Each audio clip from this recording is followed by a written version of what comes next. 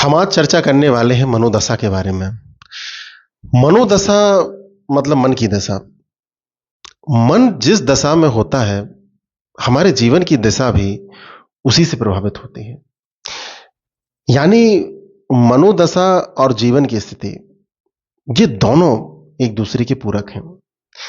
मनोदशा को समझने के पहले हमें थोड़ा मन के बारे में समझ लेना चाहिए। तो प्रश्न शायद आपके मन में भी कभी आया होगा कि मन आखिर है क्या? लेकिन मन को समझने से पहले भी हम समझते हैं संवेगों के बारे में, अर्थात इमोशंस के बारे में, क्योंकि मन और संवेगों का गहरा कनेक्शन है। इमोशंस सभी जीवित प्राणियों में पाई जाने वाली एक अनूठी विशेषता है। मशीनों में अभी कृत्रिम बुद्धि डाल दी गई है, लेकिन कृत्रिम संवेग बनाना अभी संभव नहीं हो पाया है। हम बचपन से ही किसी न किसी प्रकार के इमोशंस को महसूस करते हैं और ये जीवन पर्यंत हमारे साथ चलते हैं।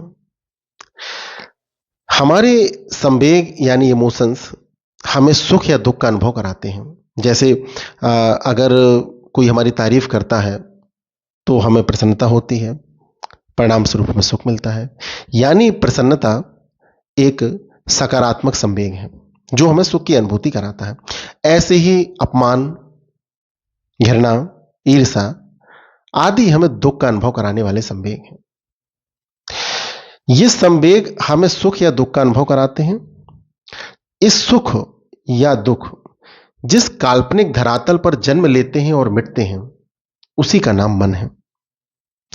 यानी मनोदशा संवेगों से सीधी सीधी कनेक्ट है।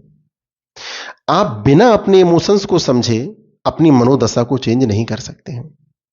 यानी आपको अपनी मनोदशा चेंज करनी है तो पहले स्वयं को समझना पड़ेगा, और स्वयं को समझने का मतलब सिर्फ आपके संवेगों को समझना है। अगर आपने अपने संवेगों को समझ लिया तो आप अपने मन को जान जाएंगे, और मन को जानते ही आप देखेंगे आपके जीवन में क्रांतिकारी परिवर्तन आ गया है।